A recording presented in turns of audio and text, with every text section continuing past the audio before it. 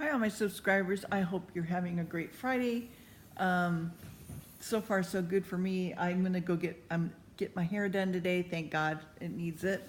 Um, I'm sorry, we're kind of looking a little disheveled this morning, um, and but I should be looking a little bit better as time goes on. Okay, so we are in the book of Mark, chapter 5, and Mark, I believe, is, from my understanding from the scholars, is probably the first book of the New Testament, actually. Just that the way that they have it in order doesn't mean that that's how it, how it came. It's just the way Constantine put everything together, I guess, or whoever, you know.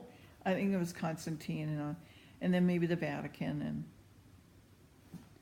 anyway, neither here nor there. Scholars have said it's probably the first book, okay? And then Matthew and Luke were taken, and they took from Mark, and then John did his own, book.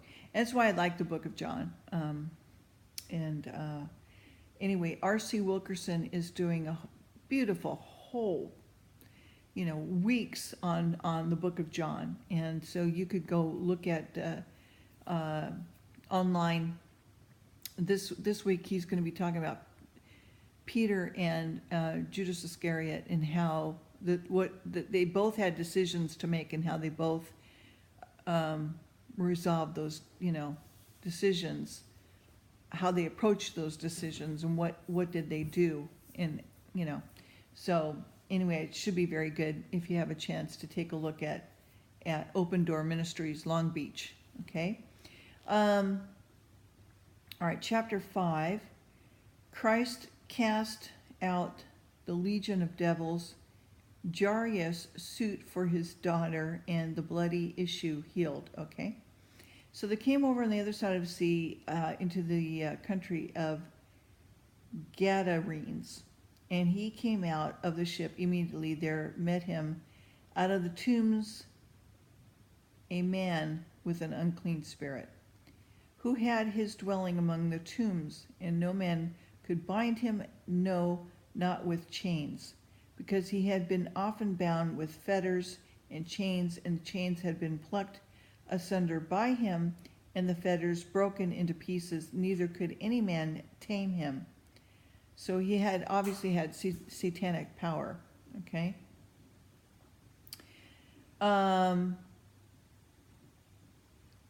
Always, night and day, he was in the mountains and in the tombs, crying and cutting himself with stones. But when he's, it makes me wonder about the mentally ill that do cutting, if they aren't. Anyway, okay.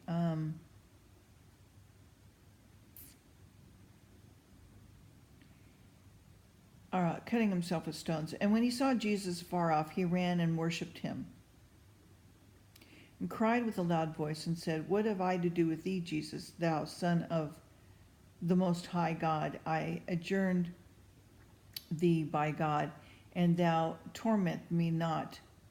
For he said unto him, "Come out of this man, thou unclean spirit." And he asked him, "What is thy name?" And he answered, saying, "My name is Legion, for we are many." So even the devils and unclean spirits, evil spirits, knew who Jesus was. Okay, and if you were with Jesus at that time, you would have just went, if you didn't know by then that, yeah, okay. And so he besought him much that he would not send them away out of the country. Now there was nigh unto the mountains a great herd of swine feeding. And all the devils besought him, saying, "Send us into the swine, that we may enter into them."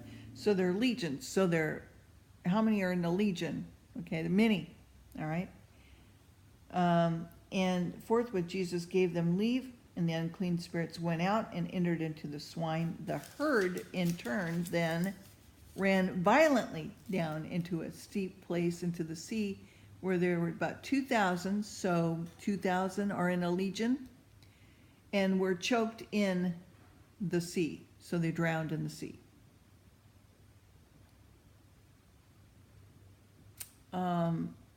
And I'm sure that their spirits probably went to hell immediately. And they came to Jesus and see him that he, wait, it's all right. So, okay, and they that fled the swine, and they that fed the swine fled and told it to the city and the country, and they went out to see what it was that was done. Okay, so you can just imagine. They take care of the pigs, and the pigs went nuts and they ran to the sea. You know, if you didn't know who Christ was and you didn't understand what was going on, you'd probably be a bit, bedazzled and confounded and just, my pigs went nuts and they ran into the sea, I'm sorry, I'm just in a funny mood this morning, I guess. Anyway, okay,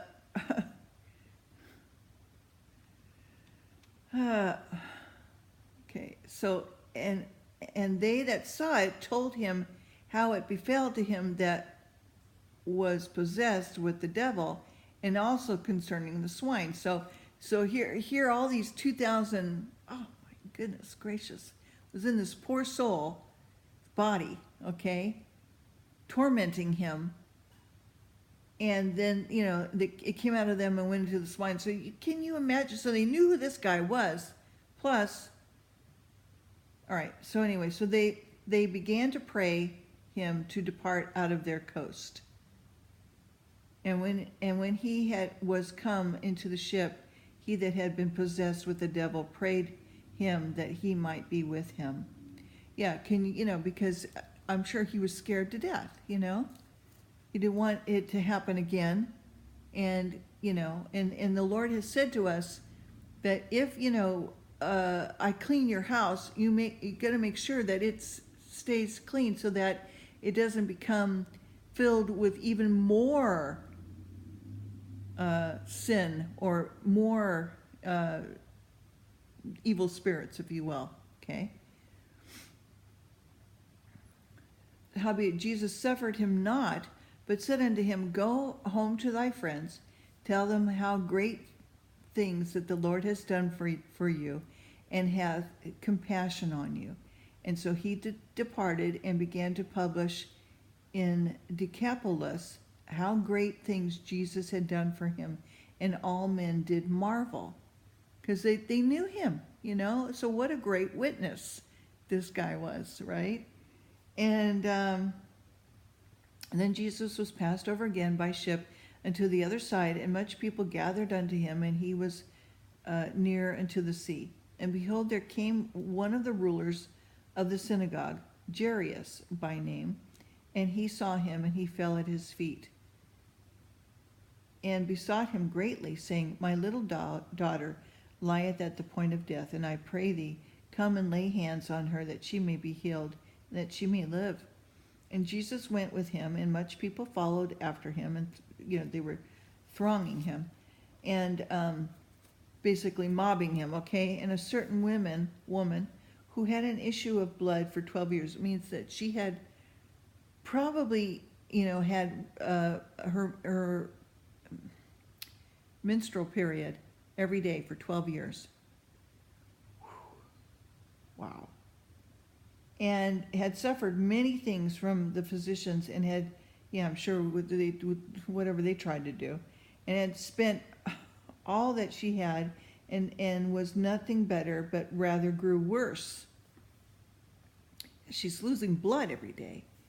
So, and when she heard of Jesus, came in the press, and pressing behind, and she was able just to touch his garment, okay? She had that much faith. If I could just touch him, I know that I would be healed, okay?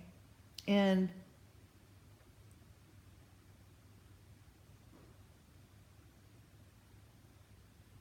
Okay. For she said, if I, okay, and for she said, if I can touch but his clothes, I shall be whole. Okay. And straightway the fountain of her blood was dried up, and she felt her body that she was also healed of that plague. So some sort of plague. And Jesus, immediately knowing in himself the virtue had gone out of him, turned about in the pressing of the people, and he said, who touched my clothes? So he could feel his energy leave his body into her and to heal her. And yeah, so, and the disciples said unto him, thou seest the multitude that are thronging thee, and you're asking who's touching you? You know, you know.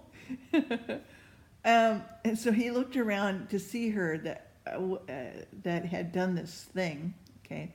But the woman, fearing and trembling, knowing what was done in her, came and fell down before him and told him all the truth, you know. And he said unto her, daughter, thy faith hath made thee whole. Go in peace and be whole of thy plague. And so while he yet spoke, there came from the ruler of the synagogue house certain which said, thy daughter is dead. Why troublest thou the master any further? So it's basically saying it's too late. And as soon as Jesus heard the word that was spoken, he said unto the ruler of the synagogue, be not afraid, only believe. And he suffered no man to follow him, save Peter and James and John, the brother of James. And he came to the house of the ruler of the synagogue, and seeth the tumult, and them that wept and wailed greatly. And when he came in, he said unto them, why make ye this ado and weep? The damsel is not dead, but sleepeth. And they laughed at him to scorn. They're like, what are you, nuts? You know? But he had put them all out. He had taken the father and the mother of the damsel, and them that were with him, and entered in to where the damsel was laying, and took the damsel by hand, and said unto her, Talitha cumi, which is being interpreted as, damsel, I say unto thee, arise. And straightway the damsel arose and walked, for she was of the age of 12 years, and they were astonished with great astonishment. And he charged them straight that no man should know it, and commanded that something should be given her to eat. Okay, so I'm going to stop right there. We're in chapter 6. Pretty cool stuff.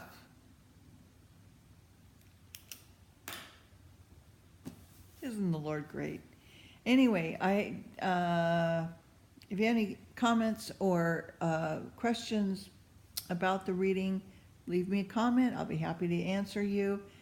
You know, got something like, I don't know, 240, 50 subscribers. I would love to hear from you guys, know what you think. Any comments, you know, about anything, you know, feel free to leave me a comment. Be polite, be respectful, otherwise I will block you. Fair warning. And if you honestly have a question about something, please, especially if it has to do about being a homosexual in the Bible, please do look at my other videos before you make a comment.